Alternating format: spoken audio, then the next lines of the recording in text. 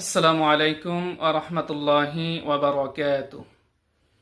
প্রিয় দর্শক, মাগরিবের নামাজের পর 6 রাকাত আওয়াবিন নামাজের ফজিলত সম্পর্কে হাদিস শরীফের মধ্যে এসেছে।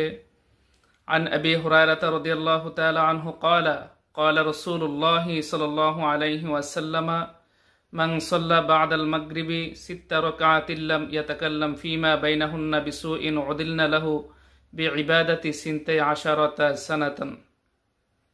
হাদিস শরীফের মধ্যে এসেছে, হযরত আবু হুরায়রা রাদিয়াল্লাহু তাআলা আনহু থেকে বর্ণিত, তিনি বলেন, নবী করিম সাল্লাল্লাহু আলাইহি ওয়াসাল্লাম ইরশাদ করেছেন, যে ব্যক্তি মাগরিবের নামাজের পর 2 রাকাত করে 6 রাকাত আওয়াবিন নামাজ আদায় করবে, এর মধ্যে কোনো প্রকার দুনিয়াবি কথাবার্তা বলবে না, তাহলে এই 6 রাকাত নামাজ আদায় করার যে পরিমাণ সওয়াব রয়েছে, সে যেন 12 বছর নফল এবাদত করল। অর্থাৎ 12 বছর নফল এবাদত করার যেই পরিমাণ সওয়াব রয়েছে, আওয়াবিন নামাজ 6 রাকাত আদায় করলে সেই 12 বছর নফল এবাদত করার সওয়াব দান করবেন। সুবহানাল্লাহ। আসুন আমরা সকলে মাগরিবের নামাজ আদায় করার পর 2 রাকাত করে 6 রাকাত আওয়াবিন নামাজ আদায় করি।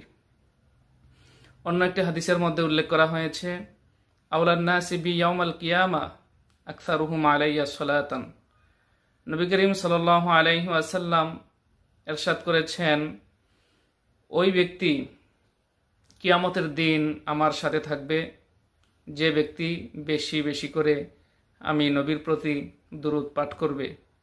সম্মানিত হাজিরিন, সম্মানিত উপস্থিতি, নফল ইবাদতের অনেক গুরুত্ব রয়েছে, ফজিলত রয়েছে। আল্লাহ পাক রব্বুল আলামিন আমাদেরকে নবীর প্রতি বেশি বেশি দুরূদ শরীফ পাঠ করা, আওয়াবিন নামাজ আদায় করা এবং তাহাজ্জুদের নামাজ আদায় করার তৌফিক দান করুন। আমিন। আসসালামু আলাইকুম ওয়া রাহমাতুল্লাহি ওয়া বারাকাতুহু।